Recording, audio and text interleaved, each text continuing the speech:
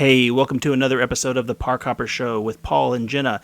Jenna is actually on an extended maternity leave, which is weird because she has not been pregnant in more than a decade. I'm not really sure what's going on there, but I am back with a review of my recent trip to Disney World, and today's episode is going to focus on the Animal Kingdom, so hang on for after the music.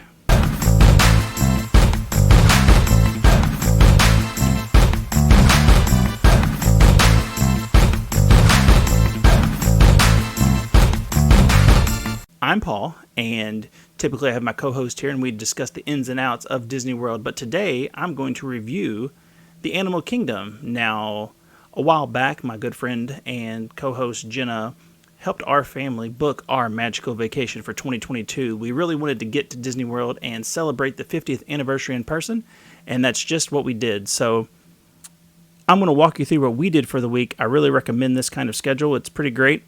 So I'm going to hopefully you can get some tips and tricks for what we did to help you do the best and make the most of your trip. So we went down for a week, and typically we go for we're big on the 4-day trips where we hit each park and then we head home. And in the past that's worked out well, but at the end of the trip you are just exhausted between all the heat and the walking and eating just copious amounts of junk food.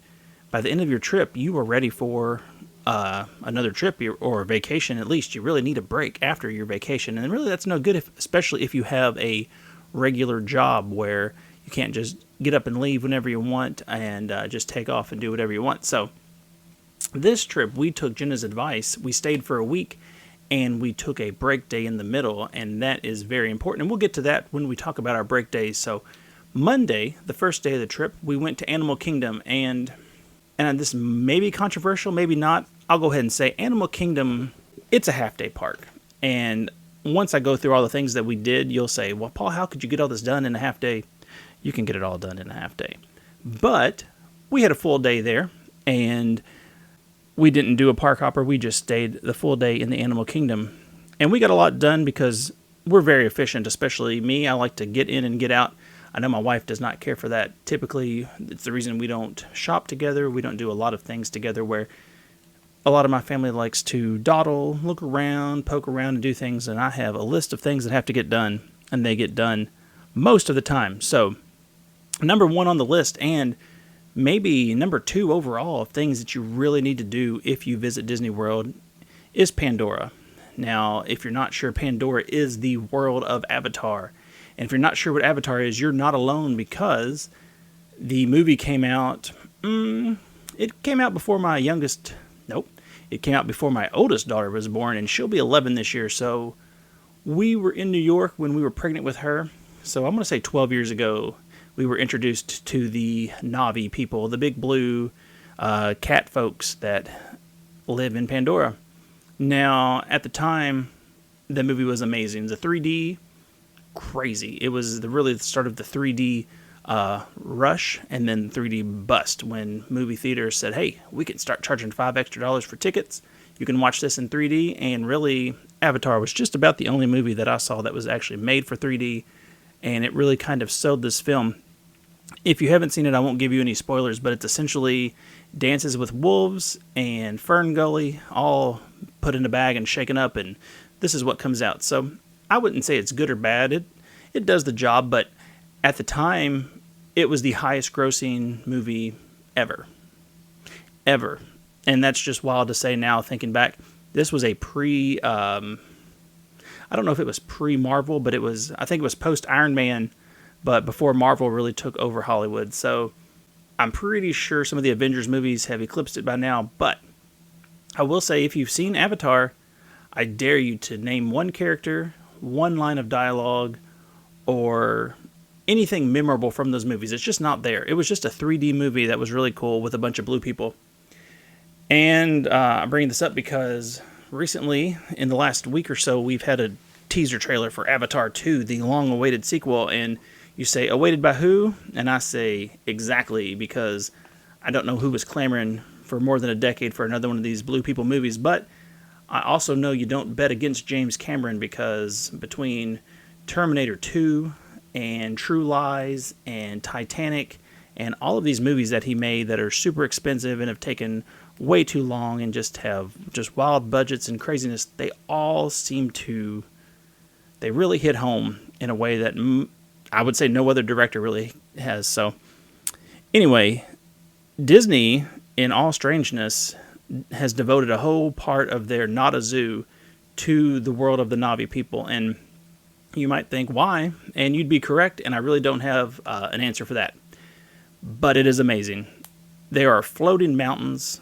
That's right, mountains that float. If mountains aren't high enough in the air when they're hooked on the ground, you know what? These are floating, so they're even higher up. There's waterfalls. There's just crazy wildlife that if you pet it or rub it certain ways, it sprays water out, and it's as gross and strange as it sounds. But from the minute you walk in and experience it, it's just amazing, and I'm at a loss for words. It really is the most remarkable thing, and this is from I'll go on the record and say, a Pandora hater or an Avatar hater. Pandora is amazing, and the centerpiece of it, the Flight of Passage. Now, I wasn't sure what to expect, as you'll hear in later episodes. When these crazy, expensive, and cool rides come out instantly on YouTube, there are POV rides where you can sit down and experience it for yourself. And I'm going to go ahead and say experience in air quotes, because you really can't experience it through someone else's phone or GoPro on YouTube. You can see what it's like, but until you're there, you really just, words can't express what it is. So we got there early. We stayed at a hotel on property, so we got in at 30 minutes early. We didn't pay the extra, I don't know, $10 to $15 through Genie Plus to get the Lightning Lane. I will say, if you want to ride this ride, that money is worth it. But we were told if you get there early enough, the line's not too long, and it wasn't too bad. It was under an hour, and anymore, we're not big line people, but less than an hour, not too bad. And this line is built to be longer than an hour, because this wild line through Pandora, weaving in and out of places, and to get to this ride, if this ride got packed, it would really be something. But it is beautiful, and you get to walk through all the cool Pandora world. And at the end of it, you walk through the lab where they're building these avatars. And I'm not going to go into the boring plot of this movie, but the actual ride itself is, it's almost like a motorcycle in front of a screen. And I was surprised, because I, as I said before, I had no preconceived notions going in on what it was, except that it's amazing. And you sit on this motorcycle, and the screen opens up, and you're just in this world, and you're flying. You're on one of these, if I did a little bit better homework, some kind of flying dragon thing that's from the movie. It's not important. It's very stupid, but it's your rite of passage as a Na'vi person, I believe, was the plot, to fly through it. It doesn't really matter. You know what? The plot is not important, because this ride is amazing. I mean, the screen drops out, and you're on this motorcycle, you're strapped in, and you're just up and down and around and around. And if you don't look left or right, you're really immersed in it with your 3D glasses, especially. You're swooping, you're swaying, there's things coming at you, there's monsters jumping out of water. It's the coolest thing. Now, as we'll get into it later, also, I can start to judge these rides by how much my daughter Lily hates it. She's 6 years old, and she was in tears at the end of it. And I'm not sure if it was because she was actually scared, or because my grandparents, nope, that's terrible. My parents were with us, her grandparents, and they are easy marks for a sad child. And she gets whatever snacks and treats she wants if she's making a pouty enough face. And boy, that was a pouty face when it was over. But that ride was amazing. And if you do go to Animal Kingdom, your trip is not complete unless you check out Flight of Passage for Pandora. Now, we got out of that okay, and had a little bit of breakfast, and went to the next Pandora ride, which would be the flight. No, we just got off the Flight of Passage. We go to the Na'vi River ride, and it's cool enough. I mean, it's just one of those dark rides where you're in a boat, kind of like Pirates of the Caribbean, but just not as cool. And, you see the different crap from Avatar, and, it's fine. It looks cool, and it really sets the, it helps set the mood of the place, and just says this is more than a one-ride land, even though it's kind of just a one-ride land. But it's worth going on, and the line, of course, is short, because it's not very thrilling or exciting. But it's a neat thing to see, and it's definitely a nice, cool break for hot days, which we'll get into later. And if your child is bawling her eyes out because something was too awesome for her, definitely get on the Na'vi River ride, because it will help her relax. So on a regular day at Animal Kingdom, it's an interesting land. Now, when I close my eyes, I can see Magic Kingdom in my head, a general outline of what it was. And it's one of the things that people talk about, the brilliance of Walt Disney and what he thought, where it's kind of a spoken wheel layout where you walk in, you walk down the middle, everybody walks down Main Street, then you're at a hub, and then you just go out to the different lands. And then the lands also connect around the outside. I can see Universal Studios in my... No, not Universal Studios. I can see Hollywood Studios in my head as well. It was a giant Mickey at one time. I would say it's more problematic as everything kind of just goes out and doesn't really connect. And maybe at some point, as they keep adding things to it, it'll all work its way out. But it's kind of a mess. And Epcot also has the, World of Tomorrow, or whatever they're calling the future of the 80s based entrance. And then they have the World Showcase that you can enter from either land, and it all connects around. I can picture all these things in my head. Animal Kingdom is just a blur. There's a big tree in the middle, which is super cool, the Tree of Life. You got to check it out as well. It's also great for photos, as you will see everybody with their phone and camera taking pictures of this dumb tree. But it's really amazing. There's just tons of animals carved into the tree from afar. It looks like a crazy tree when you get up. There's all kinds of intricate artwork that have been done in it. And inside, it's tough to be a bug, which is pretty cool, in actual 4D. And we'll get into that. Let's get into it now. I was big on this trip this was the 10th time that I've been to a Disney World park, and only the second time I've been to Animal Kingdom. But I was trying to hit things that I've never hit before because, I tend to fall into patterns, and I like the things I like. I like going on the things I like, but I miss out on a lot of experiences. So it's tough to be a bug. I don't know how long it'll be there. I feel like A Bug's Life gets an unfair rap as far as not being a Pixar classic. It came right after Toy Story, before Nemo, and Nemo gets all the glory. Toy Story was the first, and it really holds up and is amazing. Nemo, an all-time classic. Finding Nemo, by the way. And in the middle was A Bug's Life, and A Bug's Life is amazing. It's such a good story, and it really, I would say, it does a good job of, it's very anti-capitalism if you really get into it, which is interesting. And I think if a lot more people live like the ants in A Bug's Life, we might be a lot better off. But I digress on that point. So A Tough to Be a Bug is one of those rides that people, they enjoy, and then one day Disney gets rid of, and people go, oh, but I love that ride. It was so cute. But, there's only so much room. However, let's talk about it before it goes away. Which, by the way, I've never heard of any. There's no rumors of it leaving. I don't know why I keep bringing that up. However, it just seems like one of those things that's not here for a long time. But it's here for a good time, so am I. And so you start out, you go into this anthill, which is pretty cool. And you're underground with about 1,000 other people shoulder to shoulder. And it was at this point in the vacation when I really realized, and I was excited for the first time in years, that I guess COVID is over. You heard it here first on the Park Hopper Show. There's no more COVID, at least in Florida. And despite what you hear in the news, who knows what's going on. But shoulder to shoulder with the whole world, international, and just every race, color, creed. It was like old times. It was hot. It was crowded. There were 6 masks between 1,000 people. And it really just felt like what I'm going to start referring to as the good old days all over again. So you're in this anthill, and you go and you sit. There's a 4D show. It's pretty cute. There's farts. The kids love it. I would recommend it. The line, super short. Definitely worth the time in it. Kids loved it. And, there's a limited amount of things to do at Animal Kingdom, and I would definitely say it's tough to be a bug. If you've got time, check it out. But it's going to illustrate the bigger problem with Animal Kingdom is that it's so hot. And there's something about that park. And I know it was hot the whole trip. It was spring break in Florida. But there's something about Animal Kingdom that just hits different. Something about being there in the heat. It just feels hotter when you're there. I don't know why. So much of the walkway are covered in trees and shade, but when you're not in those trees and shade, it feels hot. It feels hotter than Magic Kingdom, which is weird because I would argue there's more shade at Animal Kingdom than at Magic Kingdom. But the heat at Animal Kingdom is hot, and I don't know if they've got some dome over the place and they're keeping it hot because they're trying to have African and Asian and all these different lands and their animals and make them comfortable. It seems like something Disney would be capable of doing, or they're just expelling heat out of heaters on the side. But that place is hot, and I don't know why. It's so strange, but it's hot. And Tough to Be a Bug, underground, inside, nice and cool for the most part. So if you're getting too hot, if you're feeling that sun start to burn your ginger skin like I am, definitely tuck into the Tree of Life to A Bug's Life, and it is worth the time to spend.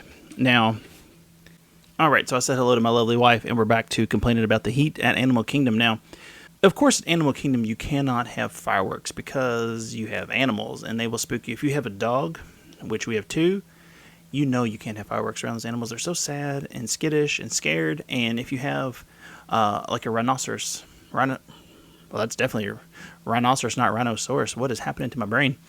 If you have rhinos and giraffes and things, you really don't want those going crazy by shooting off fireworks. So they try to keep it nice and quiet at the Animal Kingdom, and they still have a show or 2 for you. And we didn't get to check out the Lion King, but I hear it's good. But the show we did see was the instead of fireworks show, the Kite Tales. Ooh.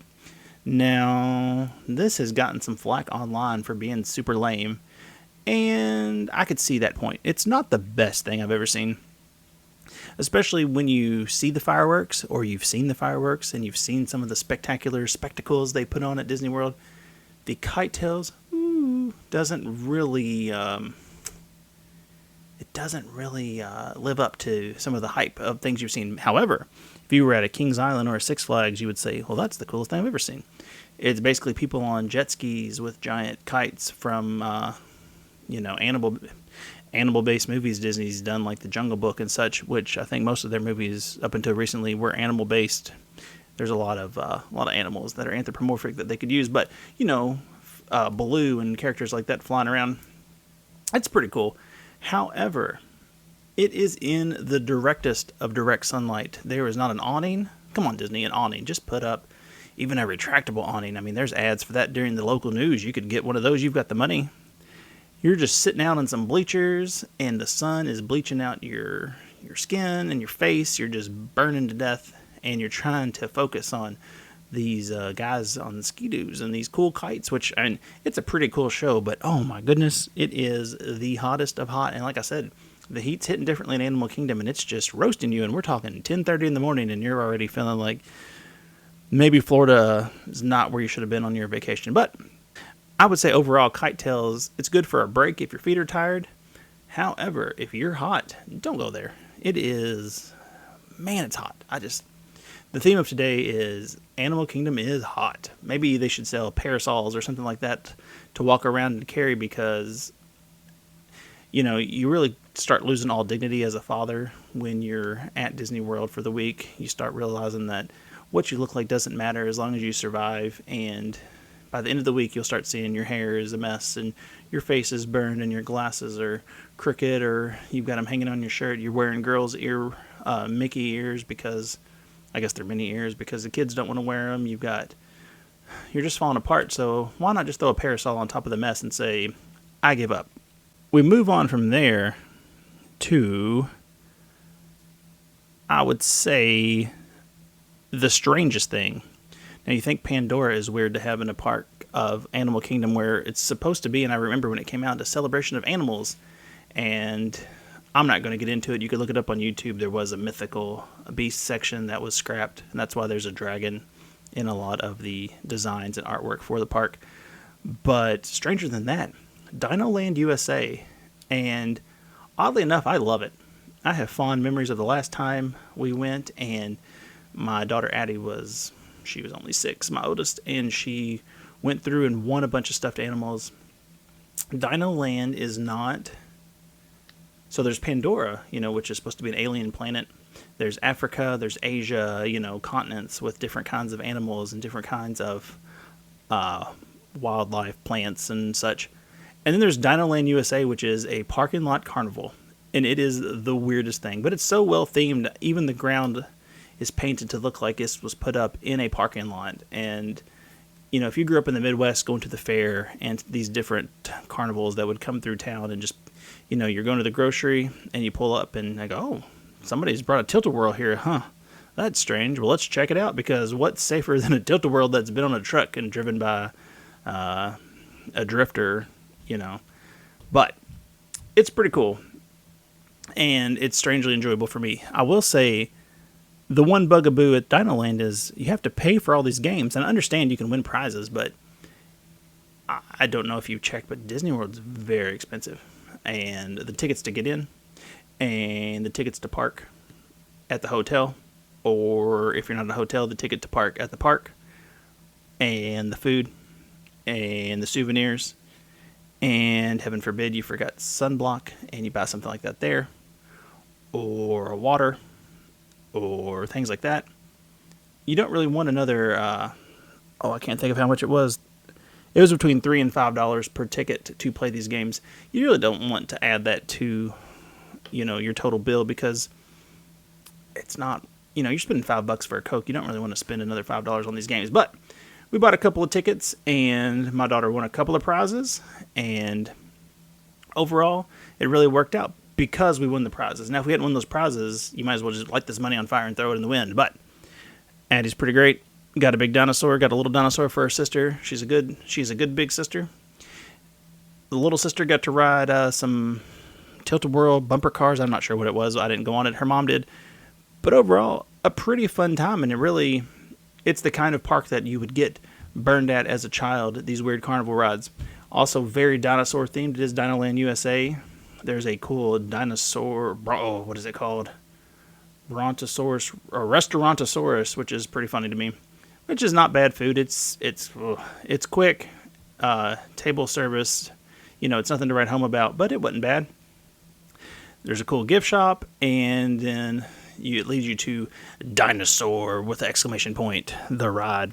Now, it was another one of those things that I thought, it's on my list. I've not been here before. Let's check this out.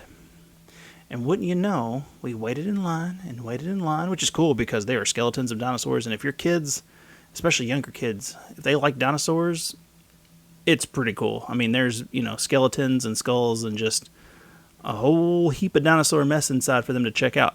But we got to the end. We got to the area we're getting ready to load, and the ride broke down. Now, a little known fact is my daughter, because of TPM Videos, which is a YouTube channel that has a lot of great cool tips and tricks and news of Disney World, they have a special feature of breakdowns on rides. And in her heart of hearts, her goal is to be on a ride that breaks down, and she gets to be unloaded and walk through the ride with the lights on. And I'd say we were about 6 carloads away from being in the middle of one of those. But boy, what a bummer. And boy, what a bummer when when there's about 5,000 people in line behind you that no one is telling to leave, and the front of the line is just telling the people behind them that they have to go. And man, what a mess. But for all our trouble, we got a free Fast Pass, and they're not called Fast Passes anymore, old man. They're called Lightning Lanes. So we scanned our little bracelets. They put us in our little iPads, and we got a Lightning Lane for Cali River Rapids. And at this point, my parents had gone back to the hotel. They were hot. My wife had taken our youngest back to the hotel because they were hot. And me and my oldest, and let's face it, my little ride or die, Addie, she really wanted to ride this ride because last time we went, no one would go on it with me. It is a bumper flume, if that's a thing, through some rapids, and you're splashing. There's waterfalls, but in everyone's mind, they think they're fully underwater. I don't know what they thought this was going to be, but no one would ride it with me before, so she was super psyched to get some daddy time and ride that with me. And boy, it was a blast. And it seems shorter than it used to be. I'm not sure. I've heard rumors that they've shortened it. I'm not sure the logistics or the cost to shorten if you've ever been on a lazy river, it's kind of like it's built like a lazy river, but it's fast. It's like a fast lazy river that you're sharing with 8 people in a big tube. It's very strange. I'm not describing it very well. When I was little, we used to ride something like this at Kings Island, but it's super fun, and everybody gets a little damp. I had my GoPro video in with my waterproof case on because it's always fun to see this. Now, I believe it's 8 people can ride at a time, so everybody's sitting across from each other, and we were sitting on the opposite side of the seat. There's one seat that always really gets it because there's a dip and then the water just kersploosh. Sound effects are pretty amazing. Goes over the top of those people. So really 2 people get soaked. Everybody gets a little bit wet, but we got to see those people and our eyes got real big, and those people did not know why our eyes were getting big staring at them, but they got the biggest wave over their head. And then at the end you stop and there's some little water squirters spraying out, and somebody else's dad really got sprayed because where it stopped, he was just getting sprayed, and he's in a seatbelt. He couldn't get out. Very good times. So Cali River Rapids it's one of my favorites at Animal Kingdom. It's so silly, but especially on a hot day, getting that cool, who knows what water all over you it's really helpful. So another thing that we went on that I would recommend, and it's very strange because it's really nothing. The conservation train, I'm not even sure what they call it. There's a train where they take you to this other land, and Animal Kingdom is very vague, and some of the stuff it's one of those places that they're not a zoo, but they want to show you how the earth is and how great it is and how great animals are and how you should treat them with respect. And I mean, it's not a hot take to say we should treat animals with respect, but it's just one of those things that you get on because it's there. It really does nothing. We had a train in our local zoo that went around the outskirts of the zoo, and you saw exactly no animals because it showed the back of the buildings. It was very strange. And this is similar, as you just kind of ride through the trees, and it's a beautiful view. It's pretty cool what you see, but there's nothing there. You're just seeing some cool scenery, and then you show up on this little island. There's a little building with a show, I think. I don't know. We didn't stay for the show. It looked, I hate to say lame, but it looked pretty lame.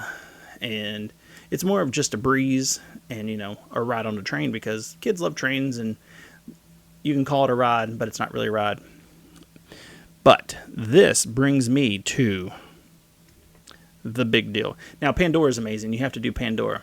However, pre-Pandora, the thing to do, and still the second best thing to do at the Animal Kingdom, you got to go in the safari. Now, it has another name, and oh man, I feel like it's the Kilimanjaro Safari, which is weird because when I think Kilimanjaro, I think, you know what? Hang tight. I'm going to look up the exact name because I'm going to sound like I don't know what I'm talking about. So bear with me. Kilimanjaro. It was called Kilimanjaro Safari. That's right. Now, you get in this little Jeep, and they take you on a safari adjacent trip. Now, you're just driving around. You're getting some, the person's up front. It's not the Jungle Cruise. You're not getting the quips. And if you're expecting that kind of Disney fun, you're out of luck, even though it's set up for some quips. But it's a 15 to 20 minute ride around, and it's just great. You get to see animals. And if you're not blessed like us, we live in Louisville, Kentucky, and we have a pretty great zoo here. So if you're not used to seeing animals like that, though, up close, it's pretty amazing. And we got to see, apparently, different times of day you get to see different animals because of their grazing habits and their sleeping habits, and, who's in where, who's out when, that kind of thing. And this time, we got to witness about 3 feet from us a baby rhino and the mommy rhino, and it was the coolest thing. And you think, it's an animal, but I mean, if we were lunatics, we could have jumped out of the Jeep and landed on the back of a rhino. And I mean, we would never do that, but I'm surprised no one has, because there's really no fences up. It's really strange. It's everything about, it's essentially Jurassic Park, except none of the animals will jump in the car and eat you. It's kind of that thing. You're close to giraffes. You're close to, there's just all kinds of cool stuff. Now, this one, I will say, I had a beef with some giraffes. Now, that's one of my favorite animals just because they look like crazy aliens with their long necks and their spots and their little antenna. But they were out in the middle of the road. And, I don't have anywhere to be. I'm at Disney World. I'm at Animal Kingdom. I'm in the Jeep. There's no sun directly on me. So why not hang out for a while? But they were backing up the trip. Our trip probably took an extra 15, 20 minutes.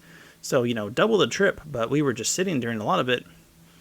But get out of the road, giraffes. And they wouldn't honk at them, which I'm sure there's a reason. They don't want to cause a stir. They don't want to do anything weird. They had to lure them with food. And believe me, with my children and my animals and my wife, they're very snack driven. So if you were going to shake something at them to get them to do what you wanted, that's what you would do.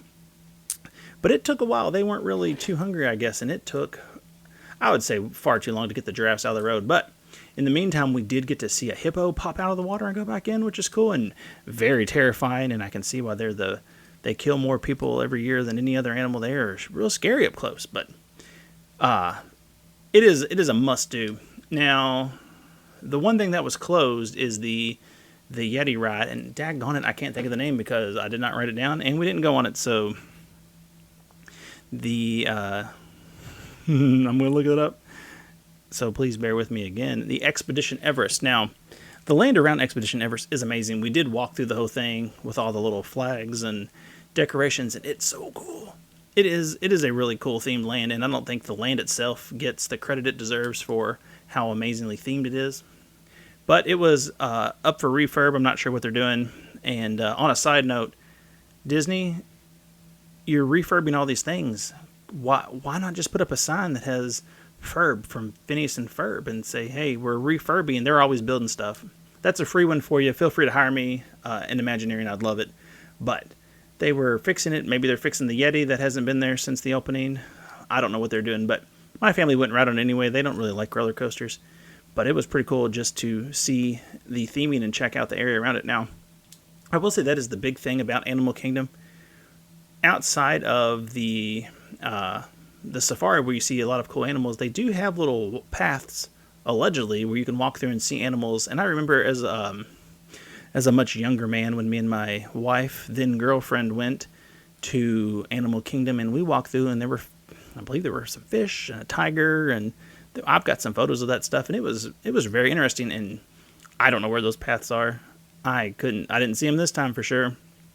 But like I said in my head, I couldn't figure out this map to save my life. So they're in there somewhere. But you really don't see a ton of animals at the Animal Kingdom. But the theming of the Animal Kingdom is just amazing. Each continent has its own little flavor, and they blend into each other over a bridge. And it's just, I mean, it's the closest I'm ever going to get to go to one of these countries, because I hate the thought of foreign countries and... That sounds terrible. Not all foreign countries, but, you see videos of, I'll just throw it out there, places like India and, different places in Asia where people are walking out in the street, and it looks hot and it looks dusty, and there looks like there's a million people there, and there's just activity, and just, there's all kinds of cool culture. And if you live there, great. But that's not my jam. It's not really what I would like to do. I like comfort. I'm real soft as a person, and I'd probably stick out like a sore thumb in those lands. I really would look like a dumb fat tourist. So I will be at Disney World. Well, I will never be the dumbest or fattest person walking around checking things out. But it is, you walk around and you feel like you're in those lands. It's cool. And you know what? You feel like you're in those lands as far as I see in movies. I mean, you're not in those lands, and I'm sure people from there are like, it's close, but it's not. I know they brought in people from different countries and different continents to help theme and build the buildings and make them look as realistic as possible, and they're pretty cool. But yeah, just walking around, the theming is, I'd say, underrated at the Animal Kingdom. So, there's one more thing. Meet and greets were not back while we were on this trip, which was kind of sad, but we're not really ones that stand in line to meet a Cinderella or something. But Kevin the Bird from Up was there, and Kevin the Bird from Up is delightful. If you don't remember, he's one of the favorite characters from Up. You've got Doug the dog, you've got Ode Man, and you've got his tragically dead wife and the little boy whose name escapes me. But I remember Doug the dog and Kevin the Bird. When Kevin the Bird squawks, his little head turns around. He's 8 feet tall. Kids are delighted by it. It's really cool. There's video on my Instagram of which is not helpful for you as you're listening to a podcast, but Kevin the Bird from Up, definitely a must-see at the Animal Kingdom. If you happen, I don't know why it's a must-see, it comes in and out, so if you do get a chance to see him, definitely go check him out, get a picture with him, and, well, that brings me to a strange solo and disjointed episode of the Park Hopper Show. Now, I will be back again with my review of the Magic Kingdom and the rest of our recent Disney vacation. And remember, if you are interested in taking your own magical vacation, you should contact my friend and co-host, Jenna Rayleigh, at visitmickey.com. There will be a link in the description to where you can go. Remember, her services are free, and she is amazing. So until then, have a great, big, beautiful tomorrow.